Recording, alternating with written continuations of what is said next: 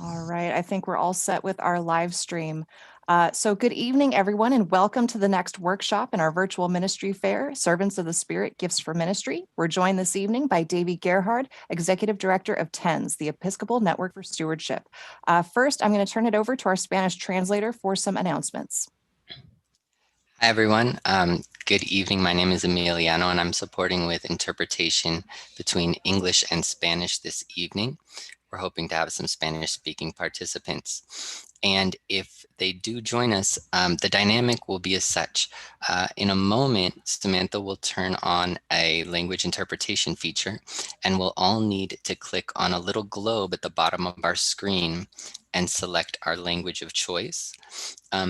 This is going to mean that when you're speaking in English, Spanish speakers will hear you in Spanish. And it also means if Spanish speakers were to speak in Spanish during the meeting, you would hear them in English. So we do ask that everyone choose a language, even if the meeting mostly will be conducted in English. Some quick tips to help me as the interpreter keep up with you. You're going to need to speak a little more slowly than usual. And a good way to do that is to take an extra breath between each sentence. Make a conscious decision to take natural pauses by breathing a little more often. Also, if you want to respond to someone else, if we enter into more conversation, use that same tip. Take a breath before responding to another person so that we're not speaking on top of each other so much.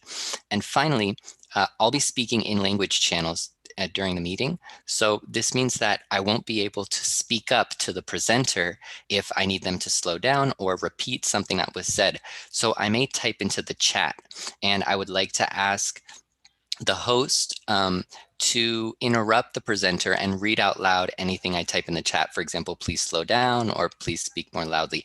And finally, if acronyms are used, the first time you use an acronym, please explain what it means. That really helps to interpret it. And Samantha, maybe we can wait to see if we have Spanish speakers before beginning. ¿Hay alguien que va a necesitar interpretación para el español? I'm happy to interpret in case someone comes in later. Okay. So whatever you'd like to do, Samantha. Okay, I'm going to go ahead and start the interpretation function then, if that's okay. Great. All right, so I'm going to start that. As Emiliano said, you're going to need to select your, let me start it first before I explain this. There we go. Okay. There we go. So there is no default language for the meeting, so please click on the globe icon at the bottom of your screen and select English or Spanish. All right, thank you so much, Emiliano. It's a pleasure to have you here with us this evening. This session is being live streamed to the Diocesan Facebook page and YouTube channel. The recording will remain available for viewing on demand.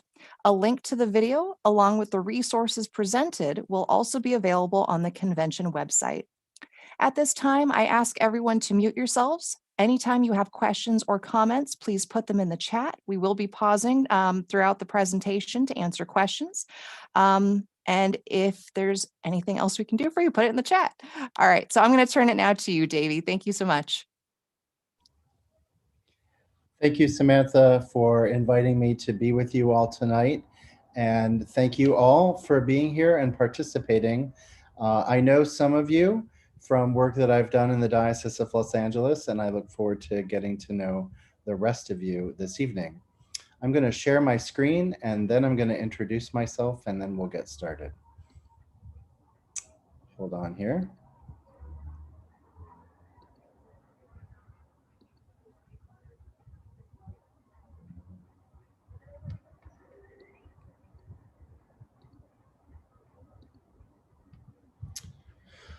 All right, thank you.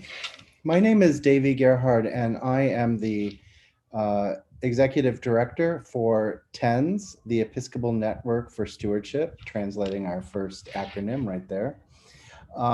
TENS is an organization that serves the Episcopal Church and the Anglican Church in Canada, providing free stewardship resources, pledge campaign resources, and generosity library and materials. We also do webinars and trainings. You may be familiar with some of our work because many of the congregations in the Diocese of Los Angeles use TENS, and last year we participated along with Bishop Diane in a number of webinars for the whole diocese on stewardship topics. So you may know who we are. I also serve as the Director of Development and Stewardship for the Diocese of California, and I'm based in San Francisco. That's where I'm speaking to you from this evening. And so not only do I teach stewardship, but I know stewardship. I've been lucky enough to be the campaign chair in my home congregation for 22 years. Probably I should train someone else on how to do that. But it is work that I respect, and I know many of you are doing this work as well. So what we're going to cover tonight, I'm going to use my slideshow to talk about this. What we're going to cover tonight is some of the things that we learned coming through our first virtual pledge campaigns in 2020. Who knew we were going to have to take this system that we'd all been used to and figure out a way to virtualize it, to put it into online terms and connect with audiences, our congregation on Zoom or Facebook Live or the other platforms that we picked. So we learned a lot.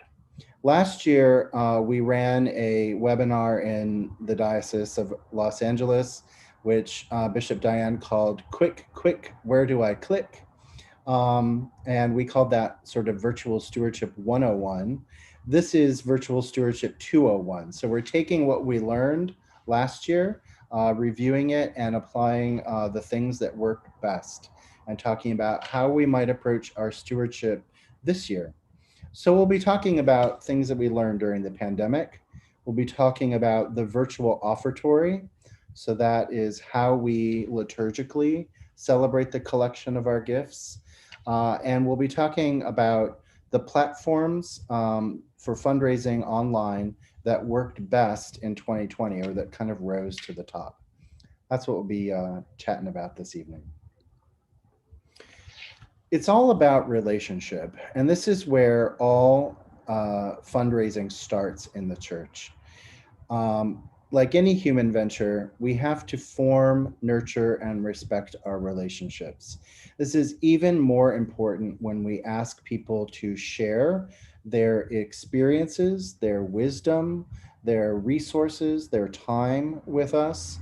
And this is how we build our churches and sustain our mission. It begins with the relationships that you have with each other in your congregations.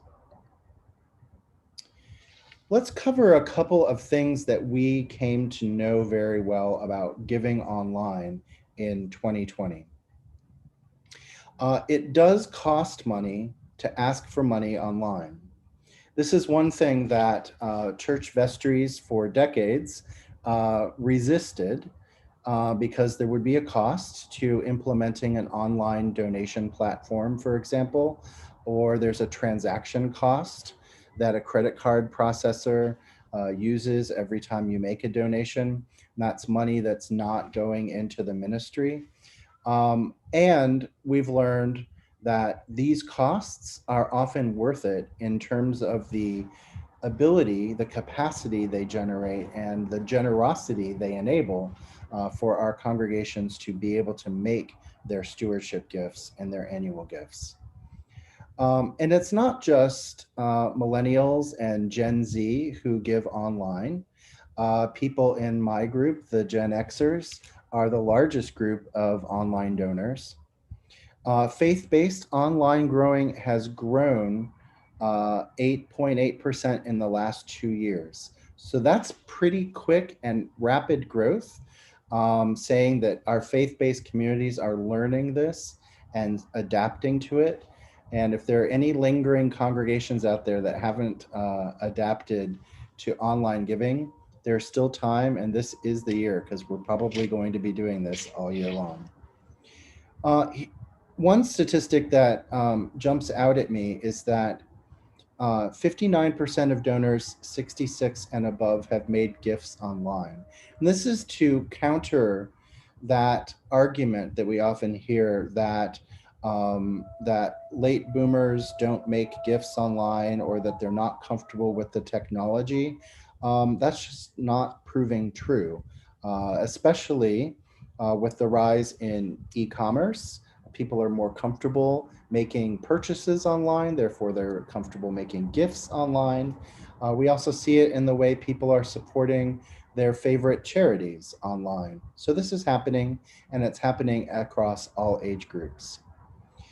Across all mainline Protestant denominations, churches that accept online donations can expect to increase their giving by 32%. It's an average figure. That's a pretty stunning figure if you think about it. So just enabling online giving gives you so much more opportunity. And one of the reasons that that is because recurring giving is so easy to do online. It's checking a box and it comes out of your account, or however you do your online giving, comes out regularly. So that doesn't rely on you putting a check in an envelope and putting it in a plate. It's just it makes it easier. So in short, you are leaving money on the table or in the purse if you don't accept online gifts in your church community. Virtual giving practices have really improved since last year, and I'm going to cover a few of these today. Social media is playing a more prominent role in faith-based giving than it did before. A few years ago, we saw, especially with Facebook or Kickstarter or other fund a need kinds of campaigns coming up, we saw that these were very popular. But now churches are getting in the game and using social media to connect and to do that for online fundraising. So starting a movement, creating video campaigns, participating in trends like Giving Tuesday, or doing more crowdfunding kinds of ideas. These are all concepts that churches are now looking at, and a few years ago, they were not. We've learned that we need to be better about the way we ask for money online. We need to train ourselves and our stewardship committees and our treasurers on how to ask for money and how to accept it. We also need to spruce up our giving portals, the websites or online forms that we use, and we'll be talking about some practical tips on how to create great online giving forms later today. And then we'll be covering just the always good fundraising ideas. How do we communicate and how do we give from other channels?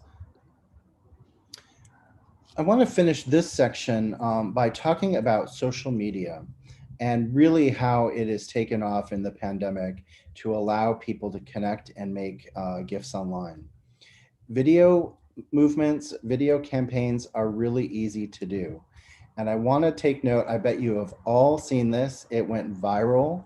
The church parody on the musical Hamilton, the dancing priest dancing down the aisle, promising that we'll be back one day.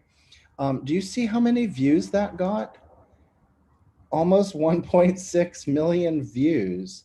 And there are only 2 million Episcopalians, right? So let's talk about that. A lot of people are taking a look at this and saying, this is cool, this is great. And what did this priest do for his congregation, St. Anne's? Well, he certainly inspired them. He started a movement and he got his name out there. He got the congregation out there, their ministry. So you go here and then you look at their other videos, you look at what they're doing. You see them back when they could work more in the community. You see videos of them cleaning a garden or serving food. You now see video testimonials on their website, right? This is all stuff. You do something that gets almost 1.6 million views, people are going to come to the rest of what you're doing. This is an amazing example, but there are lots of little ones or smaller ones that are like it. Giving Tuesday is another great thing for congregations to think about. It happens often right in our pledge campaigns. If you're doing the sort of October, November giving cycle, Giving Tuesday is a a charitable trend online mostly, where nonprofits make special appeals after Black Friday and Cyber Monday. They do Giving Tuesday to say, how can you give back to your community? So simply creating, ride the wave. There are other people out there making their giving. It's toward the end of the year, and year-end giving is starting to be impacted by Giving Tuesday. People aren't waiting till December 15th to make their year-end gift. They're getting inspired around Thanksgiving through these policies. So adopt them. Before I move on into our next section, I like to do question and answer as we go along. So I see that there's already something in the chat, but I wonder if you have any questions, or if there are any questions that have been asked before we move on. In the chat is just me. Oh, well, that's good. Yeah.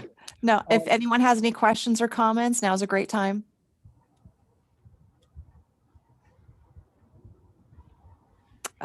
Yes. Will this be recorded? Yes, we're live streaming right now, and the recording will remain available for viewing on demand. It'll be on the Diocesan Facebook page and the YouTube channel, and also on our convention website, diocesanconvention.com.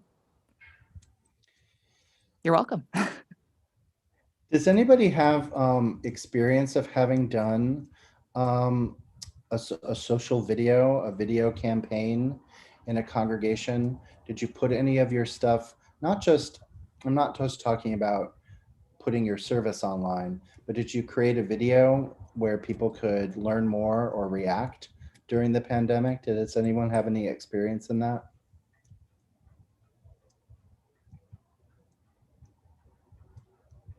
If you have something you'd like to share, you can also raise your digital hand if you'd like to share an experience.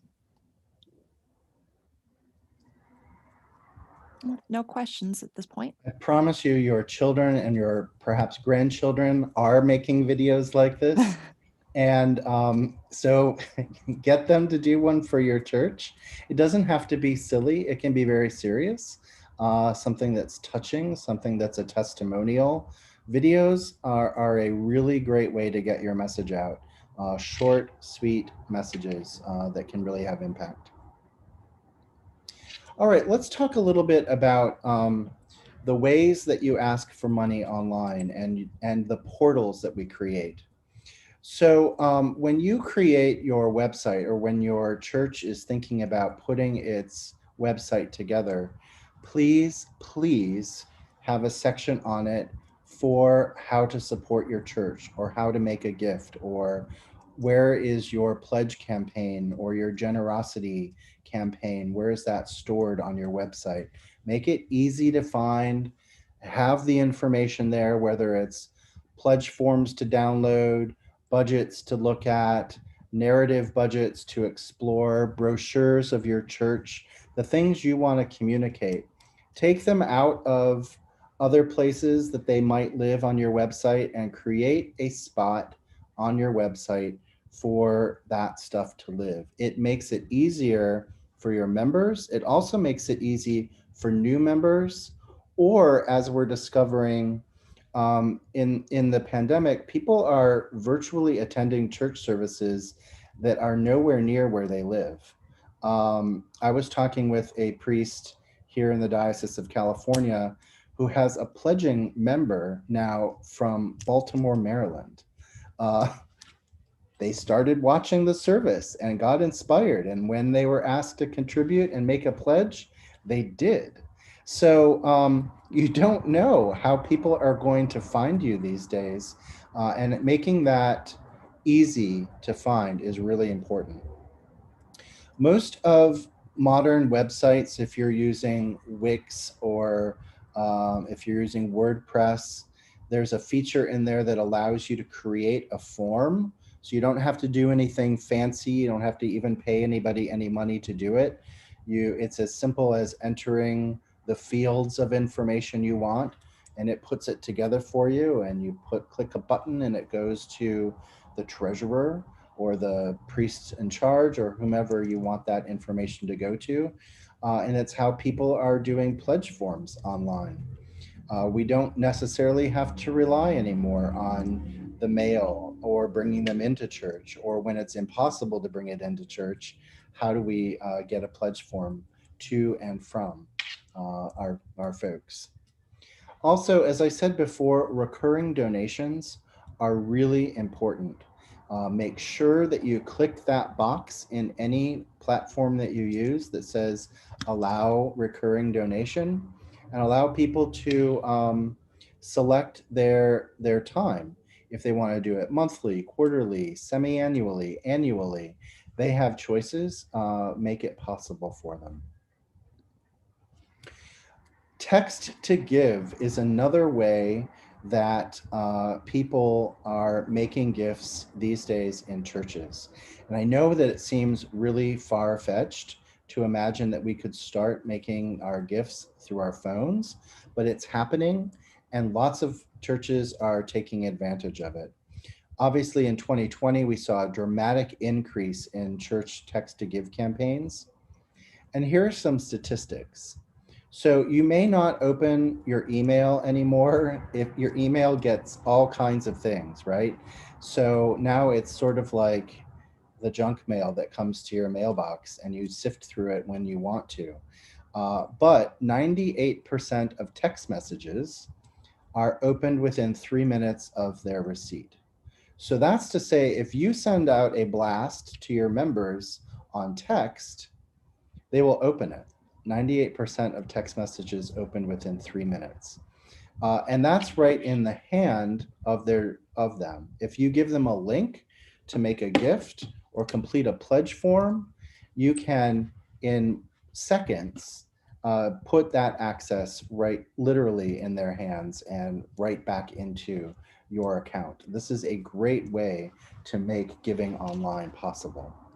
The average text size gift is $107.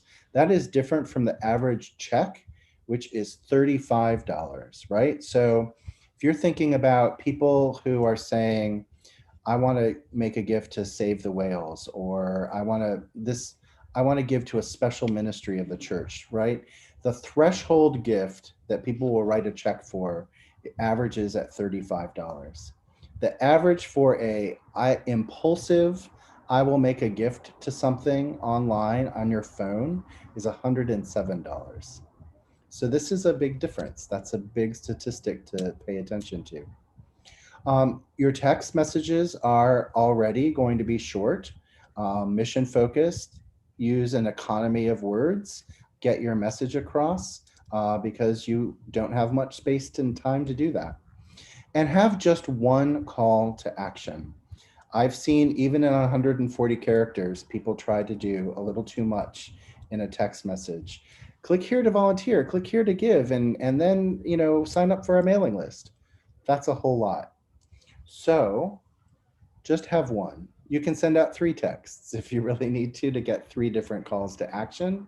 Have one per text so that people know where you want them to go, what you want them to do. Why am I talking about text giving in church so much? It's because we all have a phone. Let people use their phone for good. Some of that screen time that they're playing games or chatting, give them something really good to do. It will go well. Don't abuse it though, right? I mean, don't send a text a day or a text every week.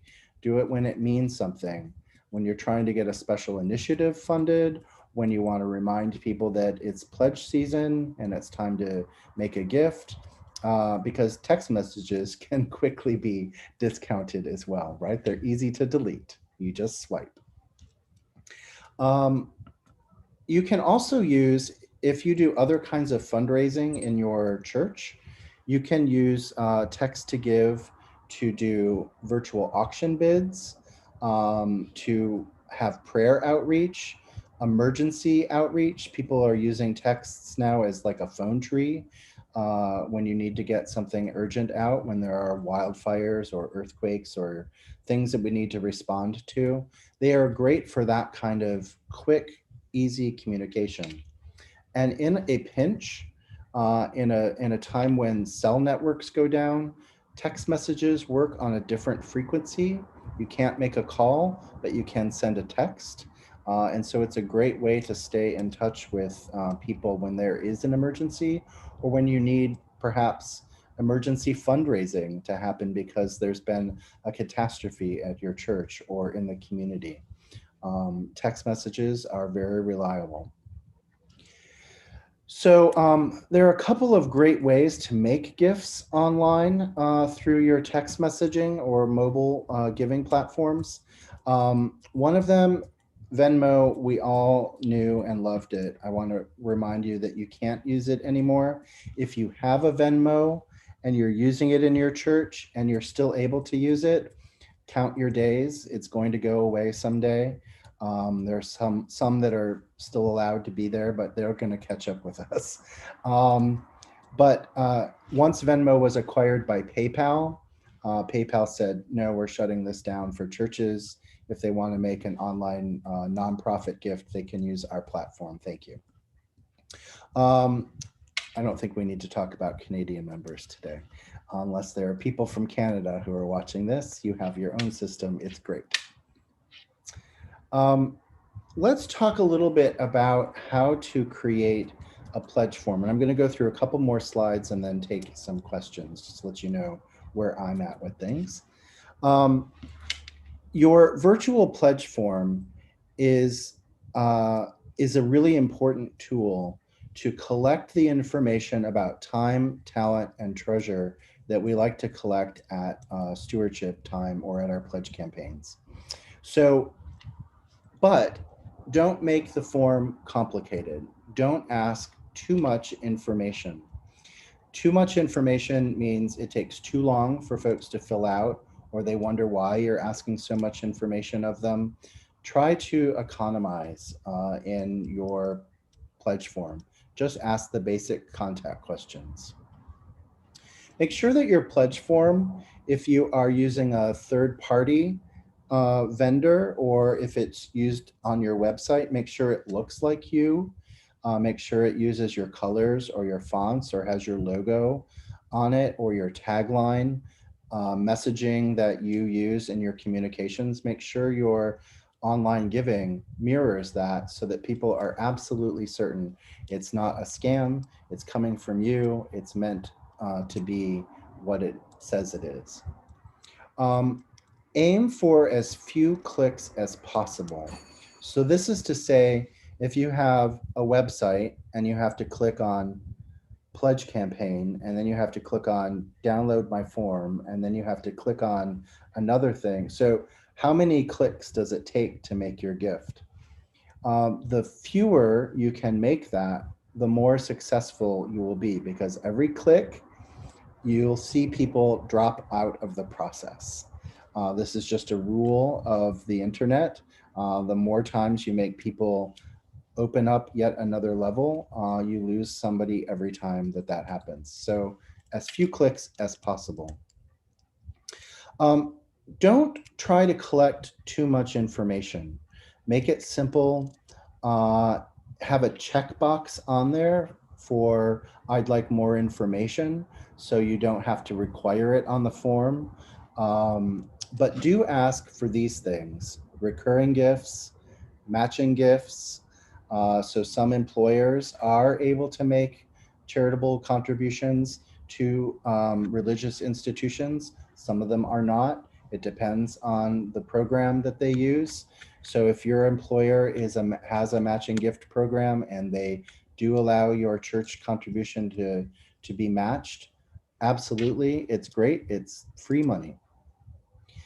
The other thing that virtual pledge forms are great for is that you get an automatic donation receipt as soon as you make your gift, or as soon as that is received by the church, right? So it's a recognition and acknowledgement.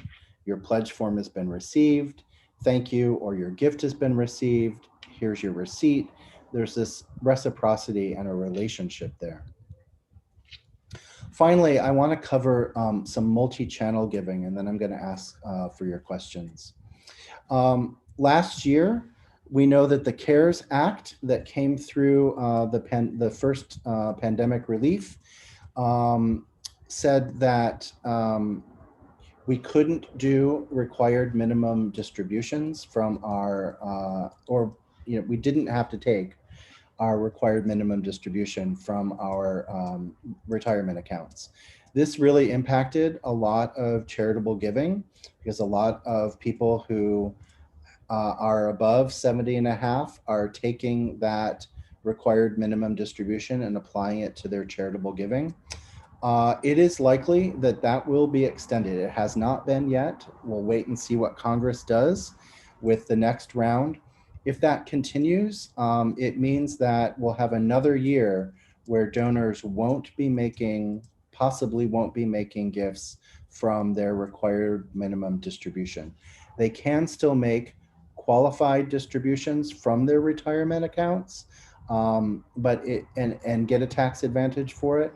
But it comes through a different channel, and it's not as easy as taking the required minimum distribution. One thing that is rallying these days are our stocks and our securities. We have rally after rally, and a lot of donors are getting significant returns on certain stocks. Those appreciated gifts, those appreciated stocks are, they're wonderful to have, but if you need to get rid of them, you're going to be on the hook for some big capital gains, and charitable giving is a way to address that. So when you make a gift to your church through stock, your church then liquidates that and takes the money from it, you get a lovely tax advantage in that year. Another reason that in these days of appreciated stocks, we can be giving through securities. Please ask for it. TENS did a whole webinar last year on event-based fundraising, and I encourage you to go to our website and look at how to virtualize your silent auction, your bake sale, your talent show, your spaghetti dinner.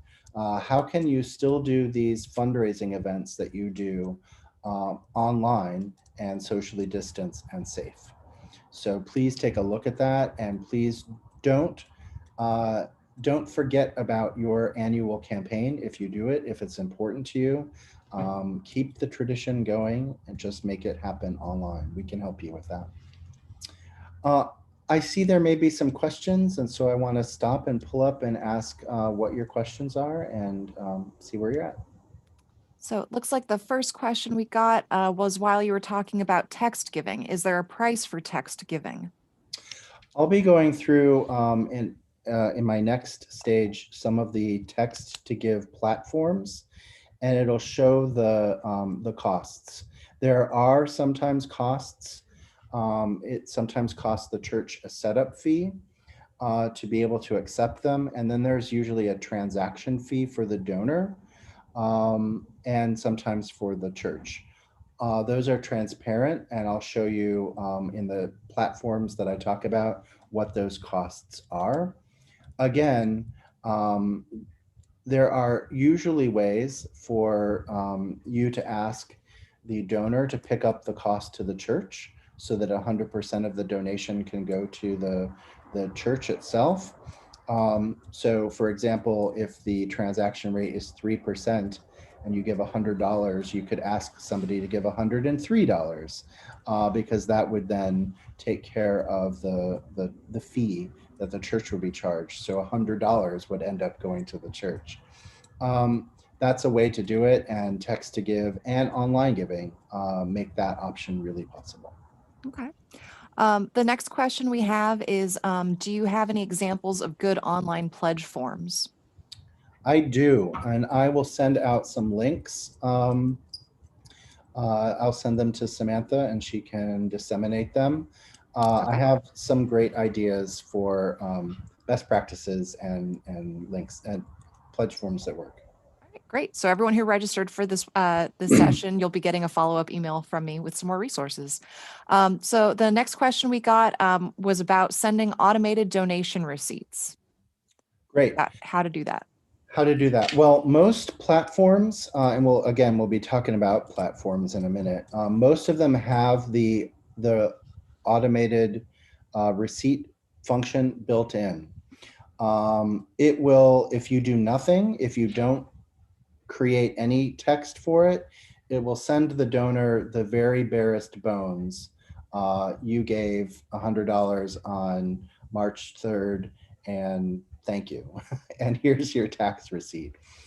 It often gives you the opportunity to go in to that field and put in more text, like, thank you so much for making your gift to St. Swithin's. It really makes a difference for us, and we apply it to our ministry in this way. Or, you can put your own language in, but there is some automated receipt, and then there's the ability for you to customize it in most platforms. It's a really important part of giving. People use it for their taxes. They also like to know that the money was received, because sometimes when you hit submit, you wonder, did it get there? And it did. So a receipt is a way to do that. It's also a relationship, right? So every one of those automated things can feel personal, friendly, if you take the time to customize them. And especially if you take the time to upload your logo or use your church language into it. All right. Anyone else have any other questions while we're taking a quick pause for that? There's nothing else in the chat for now, so. Great. Yeah. Well, we will move on to the offertory itself. And then we'll talk about ways that we create virtual offering plates. So I want to remind us that, and maybe it's just because I'm a stewardship guy, the offertory is a very serious and beautiful part of the service.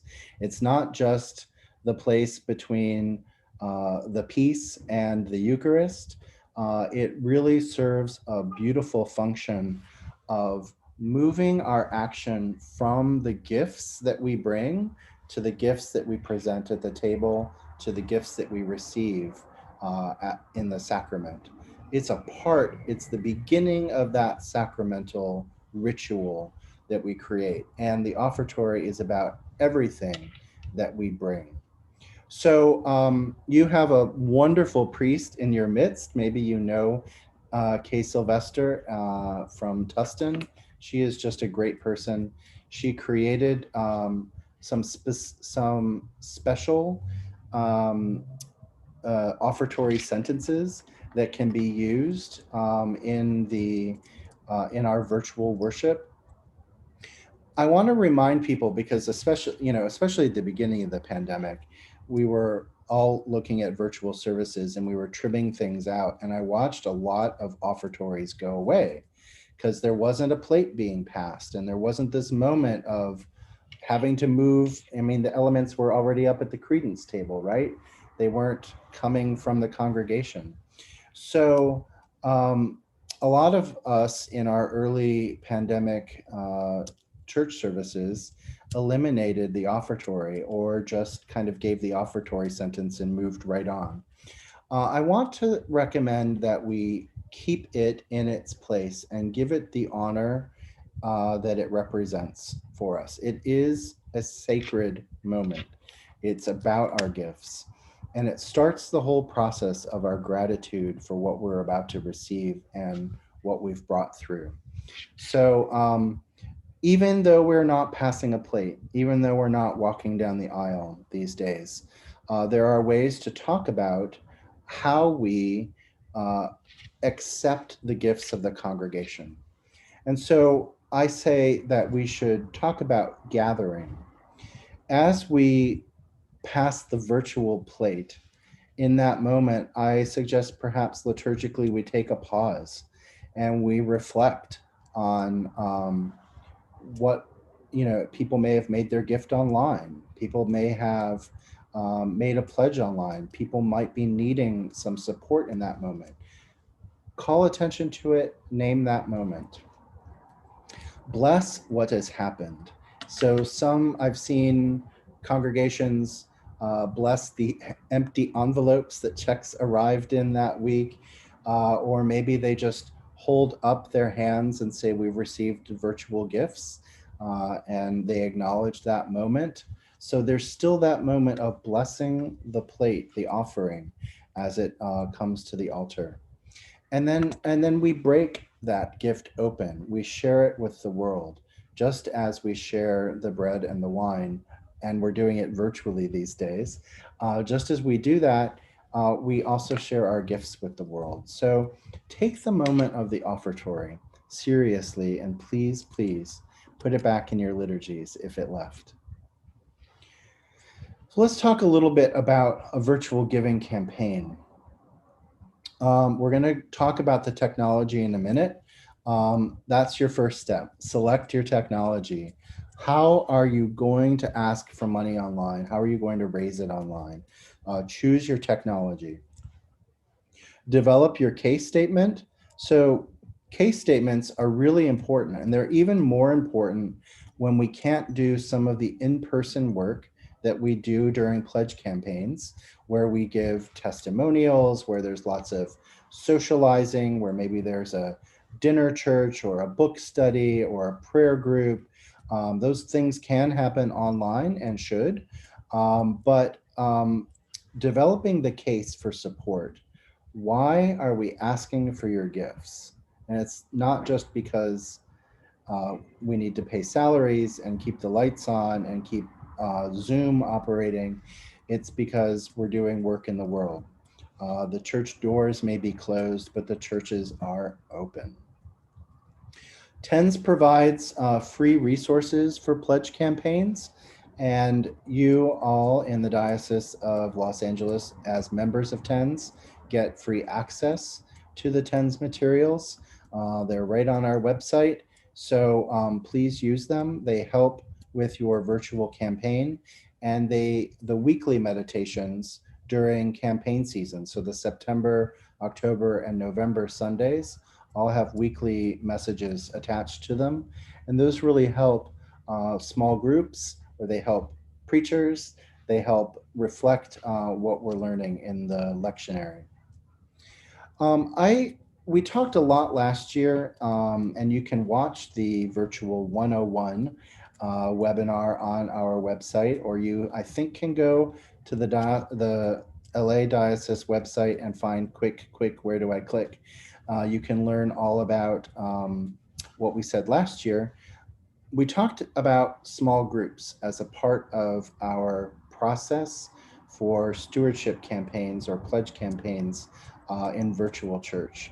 Virtual small groups are really important ways to keep community. And at the end of this presentation, I'm going to give you four things that you can do in small groups this year.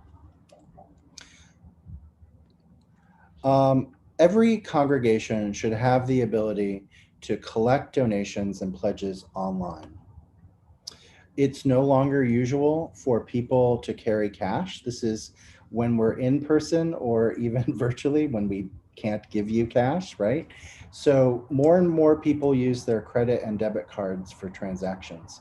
If you looked in my wallet, you'd see the same dusty 4 single dollar bills that have been in there for months and months. I just don't use a whole lot of cash. I use my debit card for almost everything, or I use my phone. I tap it when I need to do something. We're using other things, and people don't bring cash to church as much as they used to. Even in healthy times, passing a plate suggests many people touching a common item. So maybe there are better ways to do this.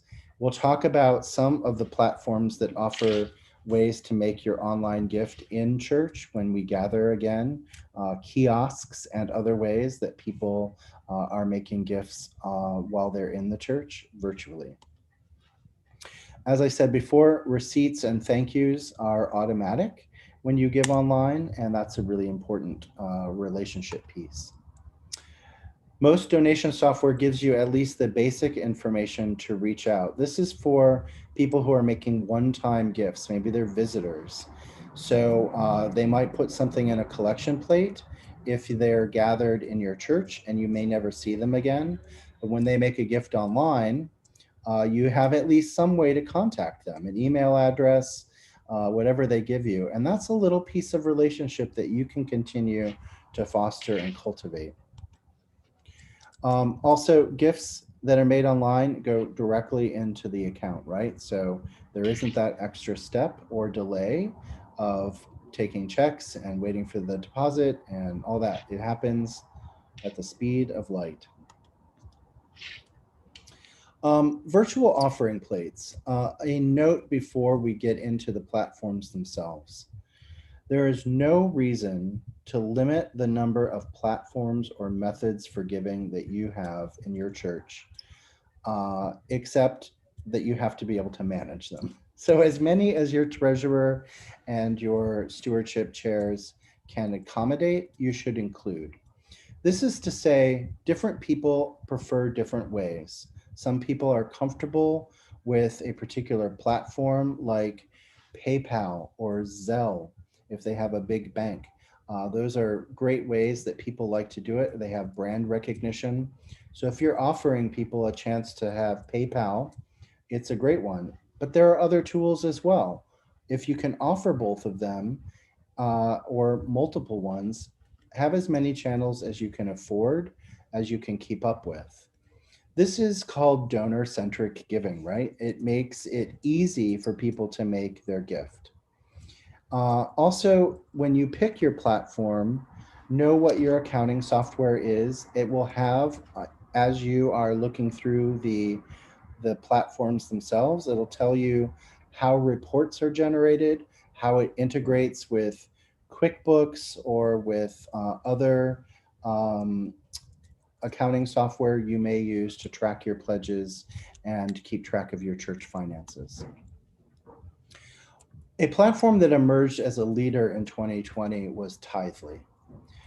Many of our churches across the country, not just in the Episcopal Church, but all across the country, are using Tithely to make their online gifts. You can do it on your phone, you can do it on a website, and they make it really easy. It's app-based giving. You connect it up with your debit card or with your bank account, and you can make a gift to your church that way. You can set up your recurring gift. You can do all of that with Tithely. It's a really great system. TENS members, and so that means all of you, get a discount for using Tithely, which is even better.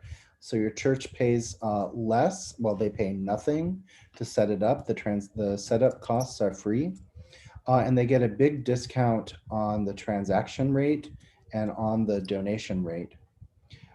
This is really important because it's a wonderful service that TENS is able to give the Diocese of Los Angeles for using Tithely, and it costs the church nothing to implement it. Ministry Link is another one that really rose to the surface and emerged in their service, their customer service. Really, really good donor management from the back end, which is to say your treasurer and your clergy and your stewardship folks have really good ability to create relationships and retain that information, sign people up for the newsletter, do things like that. It's a really good system. So it does have a monthly fee. You'll see it costs $19 a month to the church to participate. And then the transaction cost is 3% versus Tithely, which was 2.75. So it's a little more expensive. It's a really good system, and it really emerged as a leader in 2020. Clovergive is one that I know some LA congregations are using. It also has a monthly fee to the church. So that would be $19 a month. That's just a cost of doing business. It has a pretty good transaction rate. See, it's even cheaper than Tithely, but then of course the church has to pay the $19. So it's a good transaction rate. It has an application built into it to enable you to do a virtual event. So that means to say you wouldn't have to have a second platform if you were doing any kind of event-based giving. This is a plus for some congregations, so I mention it. I talked earlier about kiosks, and I know The last thing Episcopal churches want to do is create something that looks like an ATM in the back of their church. And I'm not suggesting that we do that, but they do offer ways. Maybe it's an iPad sitting on a table in the back or something like that, where you can make your gift online. If you didn't bring cash, you have a credit card, you can swipe it, you can type it in, whatever, allowing people to make a gift online. And they have the hardware to do that if you want to pay a little up fee for that. Vanco Faith is another really good system, and I know that there are at least 4 LA congregations that use this. So again, it's a little expensive, right? Depending on how big your church is and how many monthly gifts you make, it can be as cheap as $19 or as much as $49 a month for the church. The donor pays a transaction fee of 2.75%. I'm sorry, the church pays that, but the donor can elect to cover that cost. Facebook also has its own way to collect money. And this is particularly important for congregations that are using Facebook Live to do their church services, because you can integrate it completely. At the beginning of the pandemic, and it's continued on through, and it may continue in forever because it's very popular, Facebook is not charging any transaction fees or costs to use Facebook Give to integrate with your Facebook Live. So that means it costs nothing for a church to do this. So this is really a great deal. I hope Facebook continues it. So far, they've said they will. They're definitely supporting it through the pandemic. Before we move on to things you can do, I wonder what questions we have about virtual offering plates and online giving. And then we just have one short section left at the end of this. We got a couple of questions. I think you touched on some of this, though, after they asked, but would there be a way of opening up a small window at the offertory where people can go and make an offering? I've seen that, and it's beautiful. And it happens in that moment of space and silence, where you say, okay, if you're an online giver and you make a weekly gift, we'll give you a pause right now to get on your phone or go on your website and make your gift, and then we will celebrate it and thank you and virtually bring it up to the altar to bless it along with the rest of our gifts. It's a really touching moment, and it doesn't have to be a big deal, right? I mean, in an offertory, we're already taking cash and putting it in a plate, so it doesn't. So it's about money, and it's about all of our gifts that we bring. So this highlighting that moment in the offertory is not so weird. It's actually a really beautiful, poignant part of a service. Mm-hmm. Next question, is there an expense for each account, like say PayPal? An expense for each account. So it costs nothing for a church to offer PayPal as a payment portal. So all you do is you set up your account, you put your banking information into it, whichever account it would go into. Your treasurer would do that. And then you would have a link and a button, and that costs nothing. PayPal makes its money on the transactions. So there is a transaction cost to making a gift online, but there is not a setup fee. Okay. So yeah, it sounds like, except for Facebook, pretty universally, any platform is going to charge a transaction fee for offering the service. Okay. That's how they make their money. Yeah. Another question, can non-Facebook users make contributions through Facebook? Great question. The answer is yes.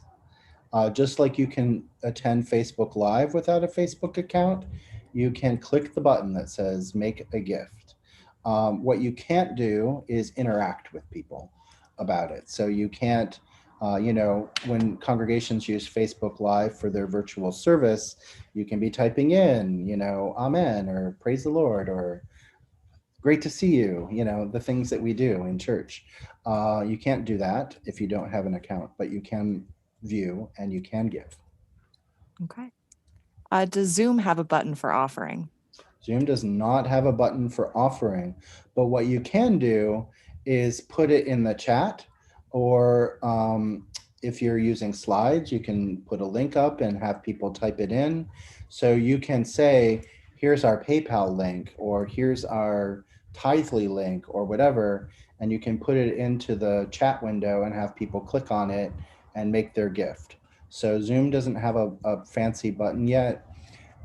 They're sort of all surprised that churches are using Zoom like they are. They're a business tool that just happens to be widely adopted in the pandemic for church services. So they haven't quite gotten around to the ability to do that yet. Who knows? It might happen. Last question I've got for you. Does online giving offer some record of giving to our business manager? Yeah, so the great thing about online giving is that you get a report that you can sort of customize in all the expected ways. So you can see the frequency of giving, obviously each transaction, it's tied to a person, whatever contact information they put in. Usually when, if they're using an app like Tithely, for example, they have to verify their email address so that you have some sense that they are the people that they say they are. And of course, it's coming from a bank account, and presumably that's tied to a name and a number. So you're not getting dark money, for example. You're not getting some sort of bad donation. You get the information from the gifts that people give you, and that's usually reliable. So yeah, there is back-end reporting, and it would integrate. This is why I say when you're looking at those platforms, your treasurer should take a look and make sure that it integrates with your accounting software. Almost all of them do because they want them to be used. But if you're using, I don't know, I don't know accounting software well enough to know what you might be using that wouldn't be integrated. But but yes, you can run the reports and then upload them into your accounting software. All right. Do we have any other questions before we move on? All right. I think that's it for now. Great. I want to end our time going back to that teaser I gave you earlier about some small group formation work that we can do during our pledge campaigns, but also throughout the year. So you, as people who are attending a stewardship talk in March, which is about as far away from fall campaigns as we can get, have something that inspires you to be thinking about it now. I applaud you. I love it. I wish everyone in the stewardship world were thinking about stewardship in March, but you are. So I'm going to give you a few things that I hope you'll consider doing this year. I love this quote from Archbishop Desmond Tutu. Like humility, generosity comes from seeing that everything we have, everything we accomplish, comes from God's grace and God's love for us. Certainly, it is from experiencing this generosity of God and the generosity of those in our life that we learn gratitude and to be generous to others. So this is to say, when we learn about generosity, when we learn about our relationship to each other, we become more generous people, more sharing, more capable of sharing. So please do these 4 things. Do a book study on stewardship and generosity and gratitude in your congregation. There are 2 books that I recommend. Both of them have the thing I like most in a book, which is they can be read in about 20 minutes. They're really great, quick reads. Henry Nouwen's A Spirituality of Fundraising is probably one of the best books on church giving ever. It is not a practical tool. It doesn't tell you how to do a campaign or how to ask for money, but it gives you the scriptural and theological, and just in Henry Nouwen's simple, beautiful prose, it gives you a wonderful window into the abundance and the theology of why we are generous, what giving in church does for us as people with souls and connections. It's a really great book. You can buy it on Amazon. There's a workbook that you can also buy if you're doing a study on it. It's just a great tool. I really recommend it. The other one is from Charles Cluen, 1 Minute Stewardship, Creative Ways to Talk About Money in Church. This is another, it's about 17 1-minute long reads and ways that you can keep the conversation of generosity going year-round in your church. Charles is the Stewardship and Planned Giving Officer for the Diocese of Maryland. He's 83 years old and he's been doing this ministry for 60 years. He knows a few things about stewardship and he loves it. And his writing is funny, poignant. He's kind of a character, a really great guy. And this is a great book. Conduct a mid-year budget and mission review. So this is not asking you to redo your annual meeting. This is to say, do a little review, a mailing or a virtual coffee hour or something where you talk about the impact of your ministry so far this year. Talk about what you have collected, where the money is gone, what you've been able to do in the community, who you've been able to help, and talk about the mission. This is a great way to remind people, especially right before the summer sort of downward trend in giving that we experience in the summer, to keep up with their pledges, to keep up with their generosity, to know why they are making their gifts and what it's going to. Engage in storytelling. This is a great small group piece. If you have small groups that are currently meeting in your church, or if you have some that are going to specifically encounter stewardship together this year, here's a question that comes from a larger piece called the Money Autobiography, and I'll put that link out to you too later. And this asks you to really go through periods of your life and talk about what your attitude for money was. And you get people talking about this in the steps of their lives in a small group. It's a really deep, personal question that you're asking. And it really generates some vulnerability and some beautiful conversation. Finally, please preach a stewardship or a generosity sermon in July for no reason other than to inspire people's generosity.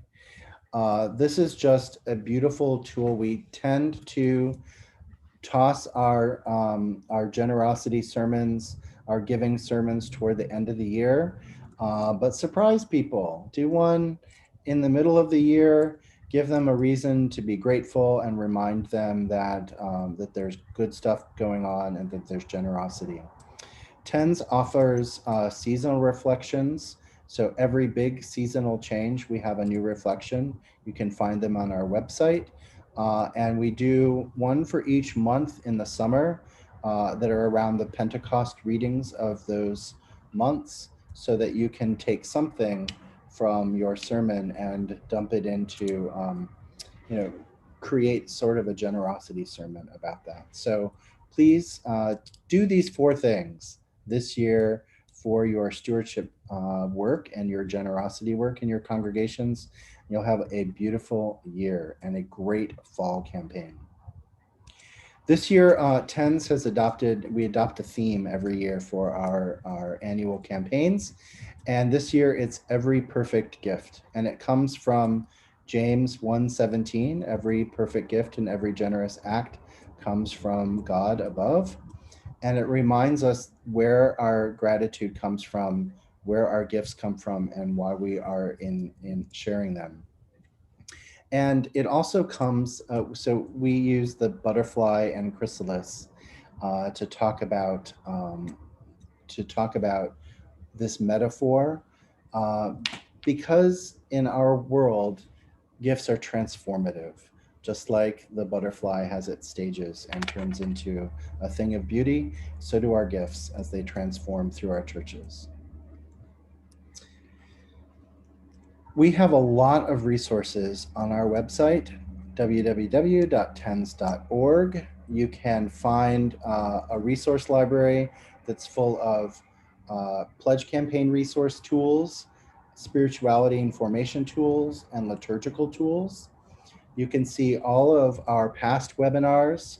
You can see some events, and you can register for upcoming webinars. So if you like this, we're doing webinars like this all year long, and you can just sign up for them. We do them on Zoom. And there are, of course, the annual pledge campaign materials. And your diocese has the website for the password for that. I will give it to Samantha and make sure that it goes out in the email as well, so that you know how to access this year's pledge campaign materials.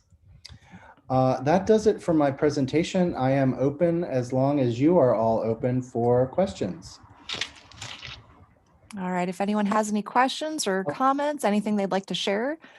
Stop sharing so we can come back, back in the room. Questions, comments, anything anyone would like to share. Now is the time.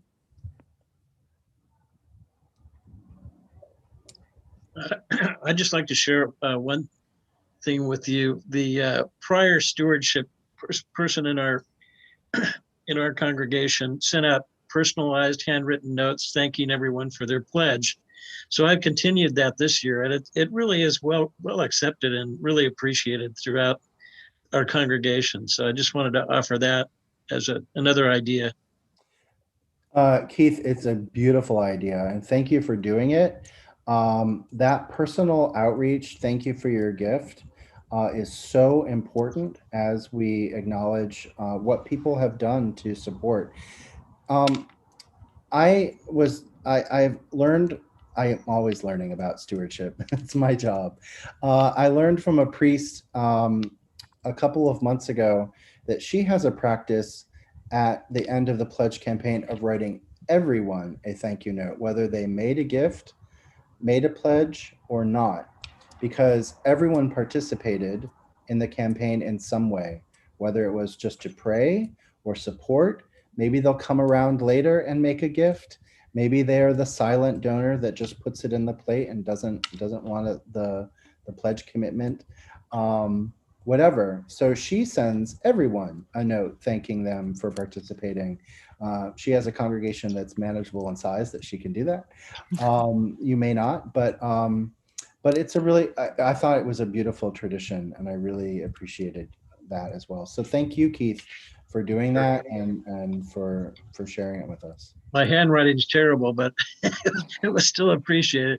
The point And just is made. one other thing, my wife was involved with Junior League, 30 years ago, and she said she's been watching me do this, and she said, when someone gives a gift, you should really thank them at least 3 times. Yep. So I mean, I've done it once, and encourage everybody to thank the people who do pledge in the congregations. So I think that's a really good rule, and a great practice. Gratitude. I mean, we could do a whole session just on ways to express gratitude, because it's not just relational, but it uplifts us, right?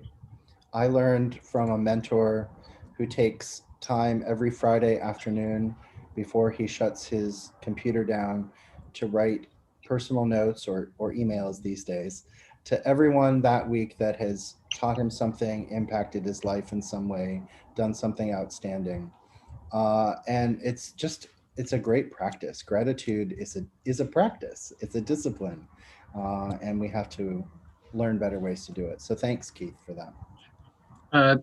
Maybe this isn't the right time, but in our congregation, we went from about 90 pledge units down to the repledges were about 60, but we picked up about 15 who knew people.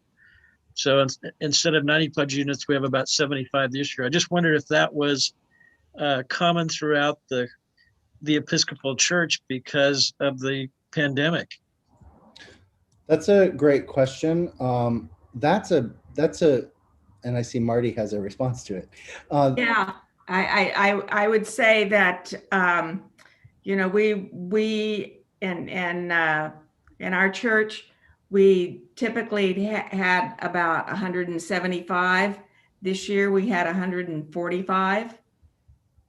So yeah, when we reached out to do our pledge campaign, we were very clear that we knew that this was a difficult time, and we certainly understood if people did not feel comfortable pledging this year, but urged them to do what they could.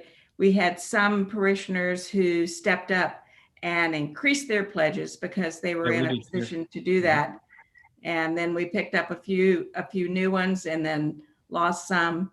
And so, but yeah, so I think that would be pretty common. It is pretty common. And also the experience that you said. So one of the things we noticed across the board in stewardship pledge campaigns this year was that a lot of congregations lost a few pledges, but they didn't lose as much income as you would think for the number of pledges that they lost, because a lot of people made extra gifts or higher gifts. The pandemic has impacted individuals and places disproportionately. Some industries harder hit than others, obviously, some areas harder hit than others. And some people found that they had more money to give away because they weren't spending it on vacations and dining out and things like this, right? So I will send along with all this stuff a few slides that we generated for the Diocese of Los Angeles last year, talking about how to have hard conversations in the pandemic about giving. And they're exactly what you said, Marty, about, you know, life is difficult right now and we want you to do something. We understand if you can't do what you did last year, or, you know, so we came up with a lot of approaches and I'm happy to share those. My question back to you, and this is from the fundraiser in me, not necessarily the stewardship guy. What are you learning from the people who didn't make a gift? Are you reaching out to them? Have you talked to them about why or what happened? Do you know what's going on with them? Like, do you know that they lost a job or that they had whatever? Are you reaching out to them in a way that would help you understand, did they just disappear, or did they not make a gift for a reason, or is something seriously going on with them?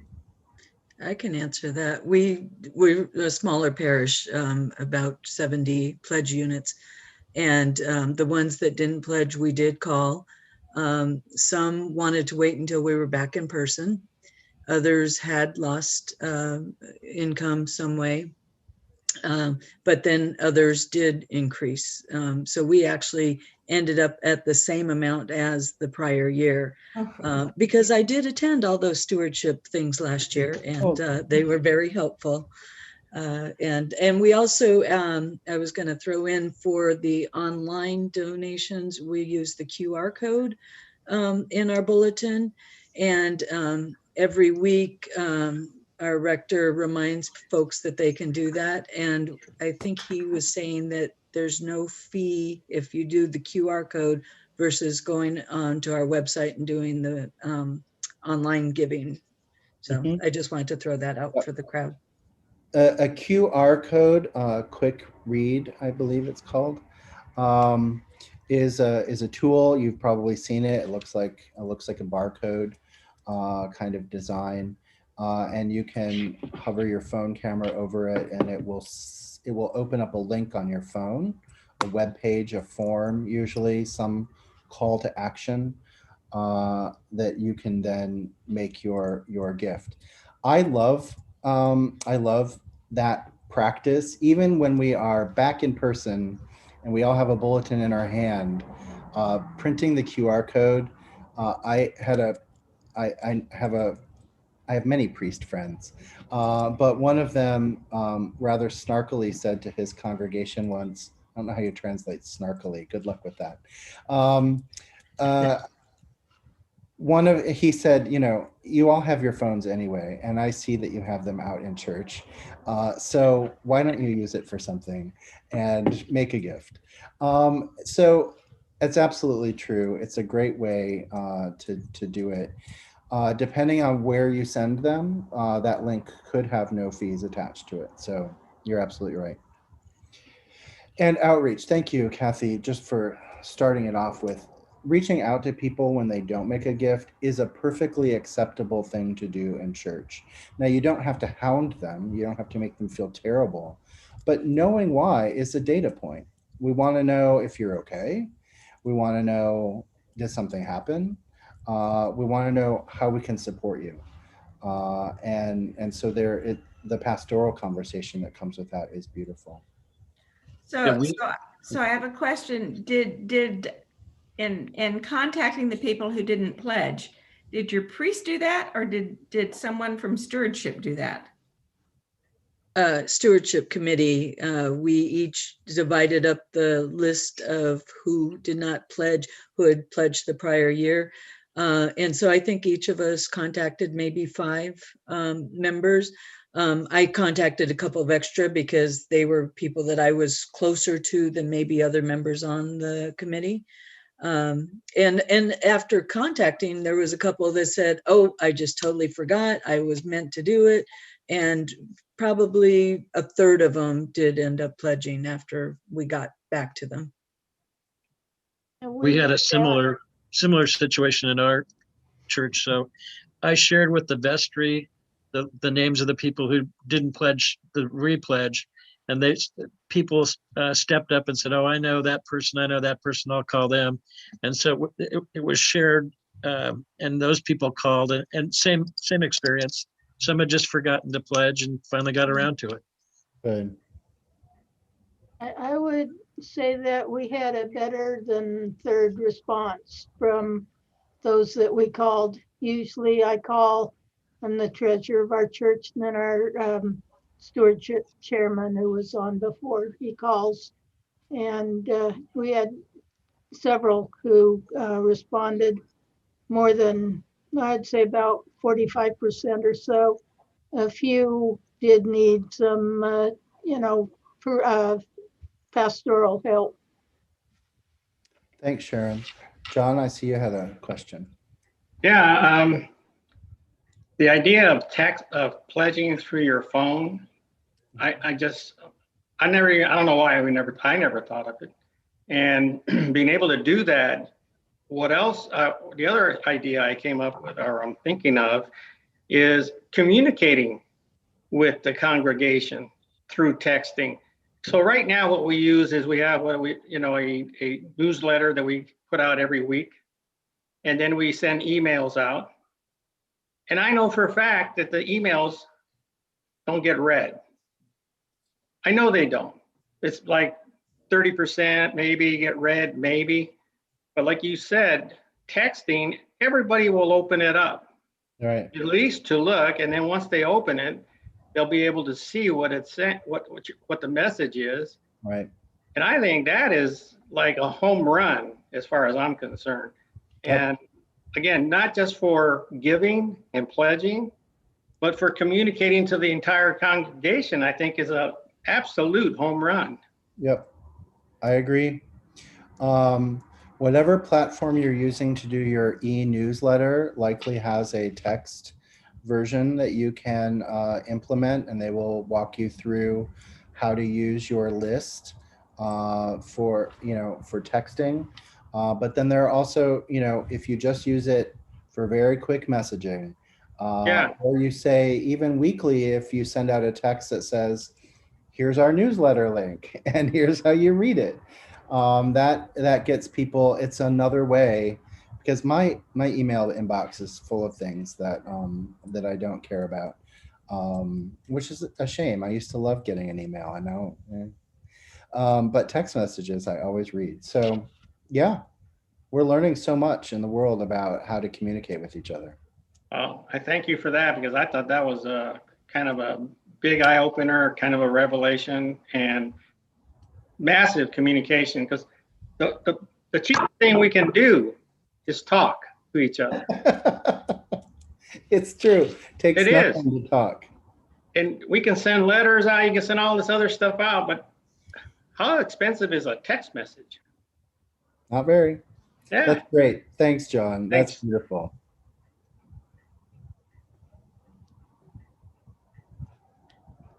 Any other questions or ideas? This is wonderful. Thank you for sharing all the things that you have. It makes an experience like this so much better. Thank you so much. All right.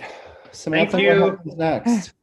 All right. Thank you so much, everyone, for joining us. I'll be sending you all a follow-up email, everyone who registered, with those additional resources.